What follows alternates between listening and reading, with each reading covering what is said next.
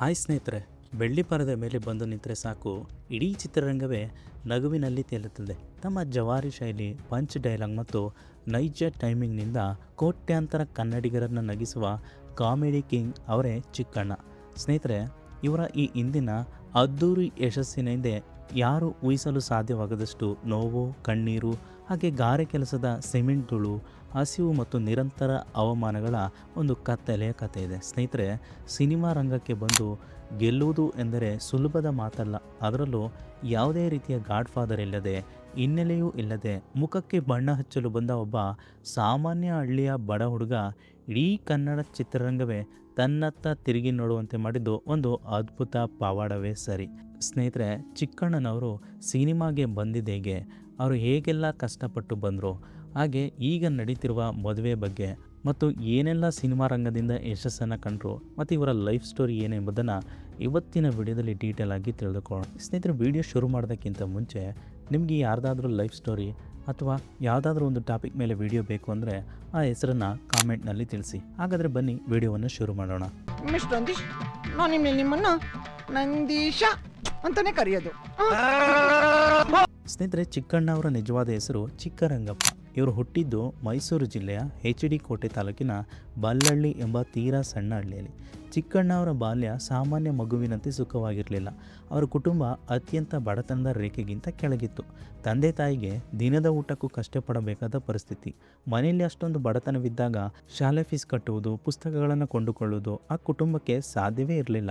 ಅಮ್ಮ ಕಷ್ಟಪಡುತ್ತಿದ್ದ ಕಷ್ಟ, ಹಸಿವಿನಿಂದ ಕಳೀತಿದ್ದ ರಾತ್ರಿಗಳನ್ನು ಕಣ್ಣಾರೆ ಕಂಡ ಸಣ್ಣ ವಯಸ್ಸಿನ ಚಿಕ್ಕಣ್ಣನಿಗೆ ಶಾಲೆಗೆ ಹೋಗಿ ಓದಲು ಮನಸ್ಸು ಕೂಡ ಬರಲಿಲ್ಲ.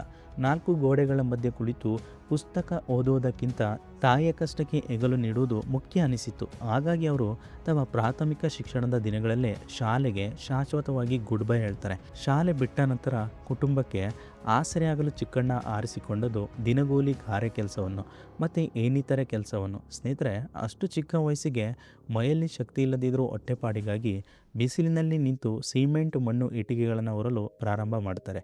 ಬೆಳಿಗ್ಗೆ ಬೆಳಗಾದರೆ ಕೈಯಲ್ಲೊಂದು ತಗಡಿನ ಡಬ್ಬಿ ಹಿಡಿದು ಗಾರೆ ಕೆಲಸದ ಮೇಸ್ತ್ರಿಗಳ ಜೊತೆ ಹೊರಡುತ್ತಿದ್ದ ಚಿಕ್ಕಣ್ಣ ದಿನಪೂರ್ತಿ ಕಾಲು ಉರಿಯುವ ಬಿಸಿಲಿನಲ್ಲಿ ಕೆಸರು ಸಿಮೆಂಟ್ ಕಲಸುತ್ತಿದ್ದರು.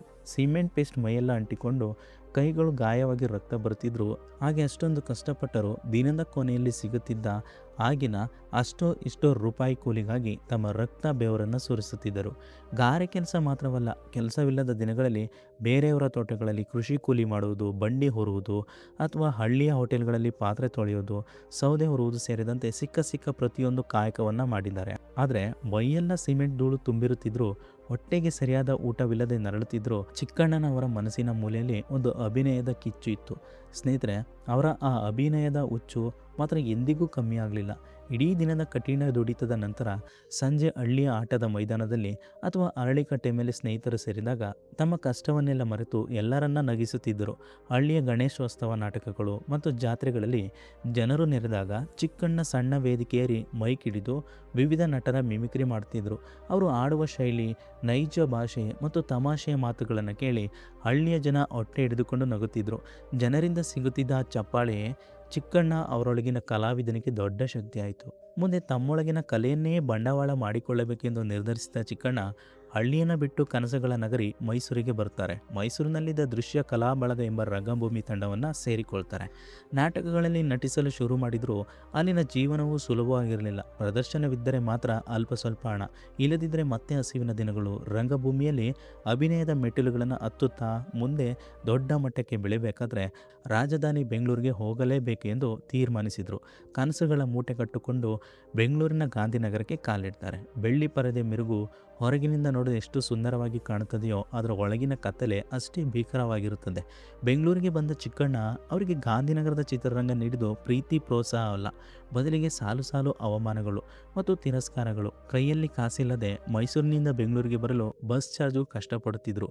ಬೆಂಗಳೂರಿನಲ್ಲಿ ಉಳಿದುಕೊಳ್ಳಲು ಜಾಗವಿಲ್ಲದೆ ಬಸ್ ಸ್ಟ್ಯಾಂಡ್ಗಳಲ್ಲಿ ಪಾರ್ಕ್ಗಳಲ್ಲಿ ರಾತ್ರಿ ಕಳೆದ ದಿನಗಳಿವೆ. ಆಫೀಸ್ಗಳ ಬಾಗಿಲು ತಟ್ಟಿ ಅವಕಾಶ ಕೇಳಿದರೆ ಅಲ್ಲಿನ ಮ್ಯಾನೇಜರ್ಗಳು ಮತ್ತು ನಿರ್ದೇಶಕರು ಇವರನ್ನು ನೋಡುತ್ತಿದ್ದ ರೀತಿಯೇ ಬೇರೆಯಾಗಿತ್ತು.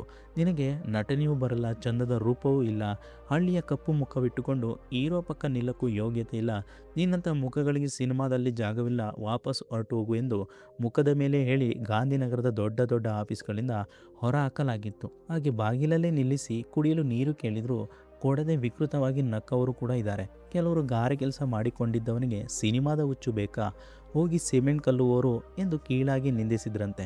ಹಸಿವಿನಿಂದ ಹೊಟ್ಟೆ ಉರಿಯುತ್ತಿದ್ದರೂ ಜೇಬಿನಲ್ಲಿ 10-20 ರೂಪಾಯಿ ಇರದೆ, ಬಸ್ಗೆ ಕಾಸಿಲ್ಲದೆ ಬೆಂಗಳೂರಿನ ಕಾಂಕ್ರೀಟ್ ರಸ್ತೆಗಳಲ್ಲಿ ಕಾಲ ಕಾಯುವಂತೆ ಮೈಲುಗಟ್ಟಲೆ ನಡೆದ ಸನ್ನಿವೇಶಗಳು ಚಿಕ್ಕಣ್ಣನವರು ಅನುಭವಿಸಿದ್ದಾರೆ.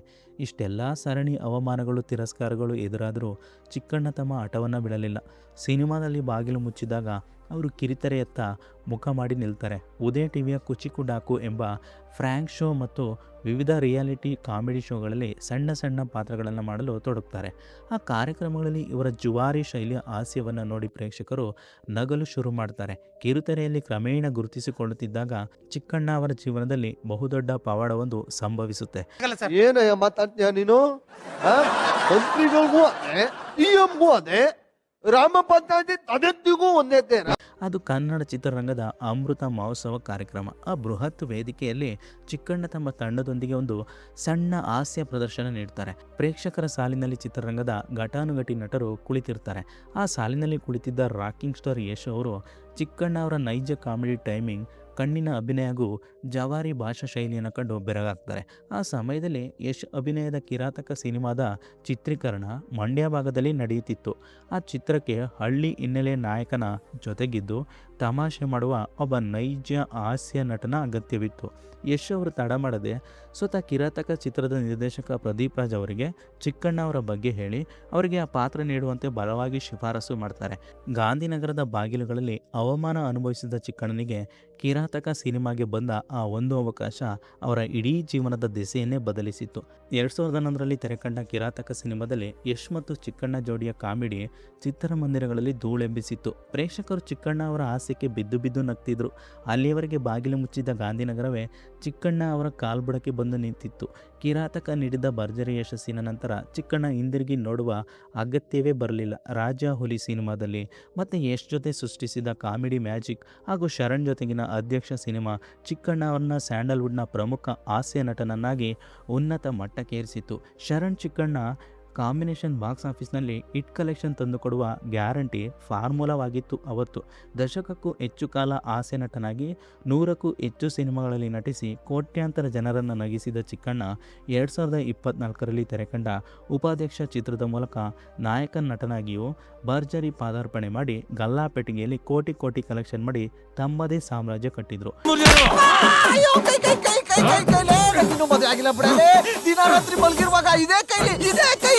ಒಂದು ಕಾಲದಲ್ಲಿ ದಿನಕ್ಕೆ 30 ರೂಪಾಯಿ ಗಾರೆ ಕೆಲಸ ಕೂಲಿ ಸಿಗದೆ ಮುಖ ನೋಡಿ ಸಿನಿಮಾದ ಆಫೀಸ್ಗಳಿಂದ ಅವಮಾನ ಅನುಭವಿಸಿ ಹೊರಬಂದಿದ್ದ ಅದೇ ಚಿಕ್ಕಣ್ಣ ಇಂದು ಮೈಸೂರು ಮತ್ತು ಬೆಂಗಳೂರಿನಲ್ಲಿ ಸ್ವಂತ ಐಷಾರಾಮಿ ಮನೆಗಳು, ಕೋಟ್ಯಾಂತರ ಮೌಲ್ಯದ ಫಾರ್ಮ್ ಹೌಸ್ ಹಾಗೂ ಐಷಾರಾಮಿ ಕಾರುಗಳ ಒಡೆಯನಾಗಿದ್ದಾರೆ. ಸುಮಾರು 10ರಿಂದ 15 ಕೋಟಿ ರೂಪಾಯಿ ಆಸ್ತಿ ಹೊಂದಿರುವ ಚಿಕ್ಕಣ್ಣ ಇಂದಿಗೂ ತಮ್ಮ ಹಳ್ಳಿಯ ಸಣ್ಣತನವನ್ನು ಮರೆಯದೆ ಕೃಷಿಯಲ್ಲೂ ತೊಡಗಿಸಿಕೊಂಡಿದ್ದಾರೆ. ಅಷ್ಟೇ ಅಲ್ಲದೆ ವೈಯಕ್ತಿಕ ಜೀವನದಲ್ಲೂ ಹೊಸ ಅಧ್ಯಾಯಕ್ಕೆ ಹೆಜ್ಜೆ ಇಡುತ್ತಿರುವ ಚಿಕ್ಕಣ್ಣ ಮಂಡ್ಯ ಜಿಲ್ಲೆಯ ಶ್ರೀರಂಗಪಟ್ಟಣ ತಾಲೂಕಿನ ಮಹದೇವಪುರ ಗ್ರಾಮದ ಇಂಜಿನಿಯರಿಂಗ್ ಪದವೀಧರೆ ಹಾಗೂ ಸ್ವಂತ ಉದ್ಯಮ ನಡೆಸುತ್ತಿರುವ ಪಾವನಾ ಕೇಸಿಯವರೊಂದಿಗೆ ಮೈಸೂರಿನಲ್ಲಿ ಅದ್ದೂರಿಯಾಗಿ ಆಸಮಣೆ ಏರಲಿದ್ದಾರೆ. ಸಿಮೆಂಟ್ ಕೆಸರಿನ ನಡುವೆ ಗಾರೆ ಕೆಲಸ ಮಾಡುತ್ತಿದ್ದ ಕೈಗಳು ಇಂದು ಬೆಳ್ಳಿ ಪರದೆಯ ಮೇಲೆ ಕೋಟ್ಯಾಂತರ ಜನರಿಂದ ಚಪ್ಪಾಳೆ ಗಿಟ್ಟಿಸುತ್ತಿರುವುದು ಯಾವುದೇ ಗಾಡ್ ಫಾದರ್ ಇಲ್ಲದಿದ್ದರೂ ಕೇವಲ ಸ್ವಯಂ ಪರಿಶ್ರಮ, ತಾಳ್ಮೆ ಮತ್ತು ನಂಬಿಕೆ ಇದ್ದರೆ ಯಾರು ಬೇಕಾದರೂ ಇತಿಹಾಸ ಸೃಷ್ಟಿಸಬಹುದು ಎಂಬುದಕ್ಕೆ ನಟ ಚಿಕ್ಕಣ್ಣ ಅವರ ಜೀವನವೇ ಸ್ಯಾಂಡಲ್ವುಡ್ನ ಅತಿ ದೊಡ್ಡ ಪ್ರೇರಣೆಯಾಗಿದೆ. ಸೊ ಸ್ನೇಹಿತರೆ, ಚಿಕ್ಕಣ್ಣ ಅವರ ಲೈಫ್ ಸ್ಟೋರಿ ಕೇಳಿದ್ಮೇಲೆ ನಿಮಗೇನು ಅನಿಸುತ್ತೋ ಅನ್ನೋದನ್ನು ನಮ್ಮ ಕಾಮೆಂಟ್ ಬಾಕ್ಸಲ್ಲಿ ತಿಳಿಸಿ. ಹಾಗೆ ವಿಡಿಯೋ ಇಷ್ಟ ಆಯಿತು ಅಂದರೆ ಖಂಡಿತ ವಿಡಿಯೋಗೆ ಲೈಕ್ ಮಾಡಿ, ಹಾಗೆ ವಿಡಿಯೋವನ್ನು ಶೇರ್ ಮಾಡಿ. ಇದೇ ರೀತಿ ಲೈಫ್ ಸ್ಟೋರೀಸ್ ವಿಡಿಯೋ ಬೇಕು ಅಂದರೆ ನಿಮಗೆ ಯಾರ ಬಗ್ಗೆ ವಿಡಿಯೋ ಬೇಕು, ಯಾವ ಟಾಪಿಕ್ ಬಗ್ಗೆ ಬೇಕು ಅನ್ನೋದನ್ನು ನಮ್ಮ ಕಮೆಂಟ್ ಬಾಕ್ಸಲ್ಲಿ ತಿಳಿಸಿ. ಹಾಗೆ ಮಿಸ್ ಮಾಡದೆ ನಮ್ಮ ಚಾನಲ್ಗೆ ಸಬ್ಸ್ಕ್ರೈಬ್ ಮಾಡ್ಕೊಳ್ಳಿ. Thanks for watching video.